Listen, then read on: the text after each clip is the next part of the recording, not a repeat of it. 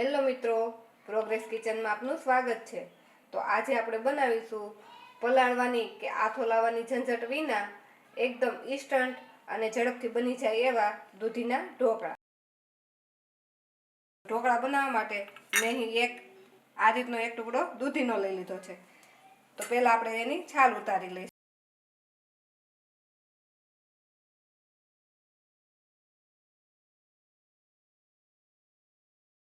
દૂધીને છાલ ઉતારી આપણે એના ટુકડા કરી લઈશું।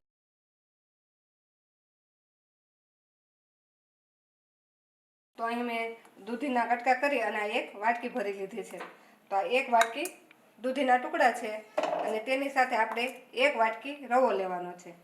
આ રવો જે આપણે રેગ્યુલર રવો હોય ઝીણો તે જ લીધો છે। તો હવે આપણે ઢોકળાનું બેટર બનાવવા માટે એક મિક્સરનું જાર લઈ લેશું અને તેમાં દૂધીના ટુકડા નાખી દઈશું। તેની સાથે આપણે આ જે રવો લીધો છે તે પણ નાખી દઈશું અને તેની સાથે જ આપણે લીલા ધાણા નાખી દઈશું।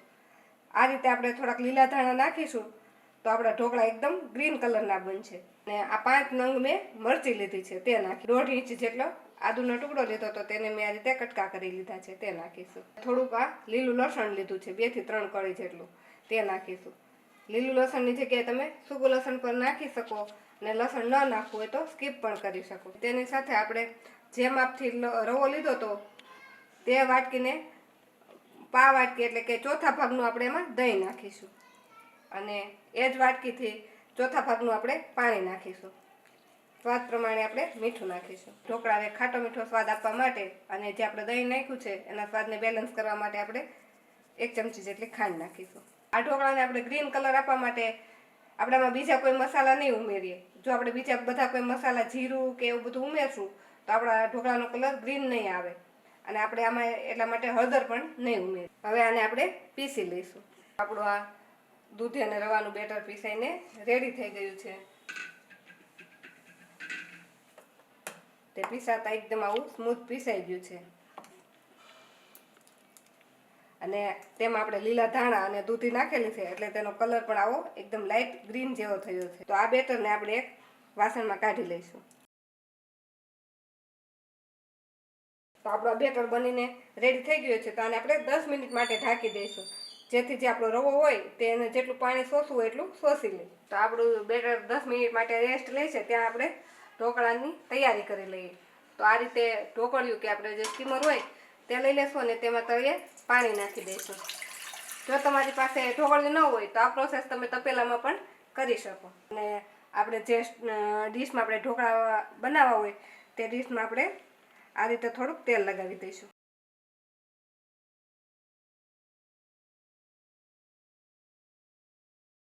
અને આ ડીશને આપણે પહેલેથી જ આ રીતે ઢોકળિયામાં મૂકી દઈશું। 10 મિનિટ થતાં આપણું બેટર પણ સરસ આવું ફૂલી ગયું છે। તો હવે આમાં આપણે થોડીક દૂધી ખમણી લઈશું। હવે આ બેટરમાં આપણે થોડીક દૂધી ખમણી લઈશું। તો આ રીતે ઉપરથી પણ આપણે દૂધી નાખશું તો આપણા ઢોકળા એકદમ સોફ્ટ થશે અને આપણે અંદર દૂધી નાખેલી જ છે એટલે આપણે દૂધી ન નાખીએ તો પણ ચાલે। જો આપણા ઘરમાં બાળકો કે મોટા દૂધી નહીં ખાતા હોય પણ આ રીતે તમે ઢોકળામાં નાખીને દૂધીના ઢોકળા બનાવશો તો કોઈને ખબર પણ નહીં પડે કે આ દૂધીના ઢોકળા છે। હવે આને આપણે મિક્સ કરી દઈશું। હવે આપણે બેટરમાં 1/2 ચમચી જેટલો ઈનો નાખી દઈશું। જો ઈનો ન હોય તો તમે એની જગ્યાએ બેકિંગ સોડા પણ નાખી શકો। હવે આને આપણે મિક્સ કરી દઈશું। ઈનો નાખ્યા પછી આપણે આ બેટરને 1 મિનિટ માટે આ રીતે એક જ દિશામાં હલાવી લઈશું। હવે જે આપણે પહેલેથી જ સ્ટીમરમાં જે ડીશ તૈયાર કરીને મૂકેલી છે તેમાં આ બેટરને આપણે નાખી દઈશું। તેના પર આપણે થોડુંક લાલ મરચું પાવડર નાખી દઈશું। હવે આને આપણે ઢાંકીને 12 મિનિટ માટે બફાવા દઈશું। ઢોકળા સ્ટીમ થાય છે ત્યાં સુધીમાં આપણે ઢોકળા સાથે સર્વ કરવામાં આવે તેવી ચટપટી અને એકદમ ટેસ્ટી તીખી એવી ચટણી બનાવી લઈશું। તેના માટે એક પેનમાં આપણે 2 ચમચી જેટલું તેલ લઈ લેશું। આપણું તેલ ગરમ થાય એટલે તેમાં આપણે 1/2 ચમચી જેટલું જીરું નાખી દઈશું। આપણું જીરું તતડી જાય એટલે તેમાં આપણે 1 ચમચી જેટલા આ રીતે ડાળિયાની દાળ આવે તે નાખીશું। જો તમારી પાસે ડાળિયાની દાળ ન હોય તો ચણાની જે રેગ્યુલર દાળ હોય તે પણ લઈ શકો અને આને આપણે થોડુંક સાતળી લઈએ। તેમાં આપણે 5 ચમચી જેટલી હિંગ નાખી દઈશું અને અહીં મેં 4 નંગ જેટલા જે લાલ મરચાં આવે છે, અત્યારે શિયાળાની સિઝનમાં લાલ મરચાં મળતા હોય છે, તે મેં લીધા છે. જો તમારી પાસે લાલ મરચાં ન હોય તો આની જગ્યાએ જે આપણે વઘારમાં યુઝ કરીએ છીએ તે સૂકા મરચાં હોય તે પણ લઈ શકો. હવે આને આપણે થોડીક વાર માટે આ રીતે હલાવી અને સાતળી લઈશું. 1 જ મિનિટમાં આપણા મરચાં સરસ સતળાઈ ગયા છે. હવે અહીં મેં 2 નંગ મોટી સાઈઝના ટમેટાં લીધા છે, તેને આ રીતે કાપી લીધા છે, તેને પણ આમાં નાખી દઈશું. આ બધી વસ્તુ પાછી આપણે મિક્સ કરી લઈશું. અહીં 7 થી 8 નંગ મેં લસણની કળી લીધી છે, તે પણ નાખી દઈશું. જો તમે લસણ ન ખાતા હોય તો આમાં લસણને તમે સ્કીપ કરી શકો. આપણા ટમેટાં થોડાક સોફ્ટ થઈ ગયા છે, તો હવે તેમાં આપણે અડધી ચમચી જેટલી હળદર નાખી દઈશું. સ્વાદ પ્રમાણે મીઠું નાખીશું. ચટણીને ખાટો મીઠો ટેસ્ટ આપવા માટે 1 ચમચી ખાંડ નાખીશું. હવે આ બધી જ વસ્તુને આપણે મિક્સ કરી દઈશું. 1 મિનિટમાં જ આપણા ટમેટાં સરસ સોફ્ટ થઈ ગયા છે. તો હવે આપણે ગેસને બંધ કરી દઈશું અને આને થોડુંક ઠંડુ થવા દઈશું. તો આપણે આ રીતે આપણા બધા ટમેટાં સોફ્ટ થઈ ગયા છે અને થોડાક ઠંડા થશે એટલે આ રીતે જે ટમેટાની ઉપરની છાલ હોય તે આસાનીથી અલગ થઈ જશે. તો આ રીતે આપણે ટમેટામાંથી જેટલી છાલ અલગ થઈ હોય તે બધી અલગ કરી લઈશું, જેથી આપણી ચટણી એકદમ સ્મૂથ બને. તો આપણું આ ચટણીનું મિશ્રણ ઠંડુ થઈ ગયું છે, તો એને આપણે પીસી લઈશું.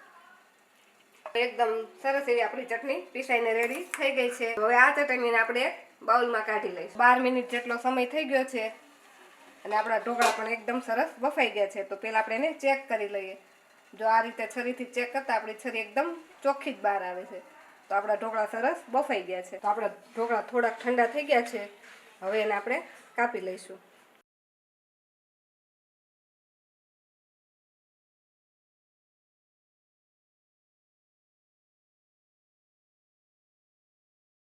તો હવે આપણા ઢોકળા કટિંગ થઈ ગયા છે, તેની ઉપર આપણે વઘાર કરી લઈશું. તો વઘાર કરવા માટે અહીં મેં 3 થી 4 ચમચી જેટલું તેલ લઈ લીધું છે. આપણું તેલ ગરમ થાય એટલે એમાં આપણે અડધી ચમચી રાઈ નાખીશું, 1 ચમચી સફેદ તલ નાખીશું અને તેની સાથે અડધી ચમચી આપણે હિંગ નાખીશું. ગરમ ગરમ વઘારને આપણે આ રીતે ઢોકળા પર નાખી દઈશું.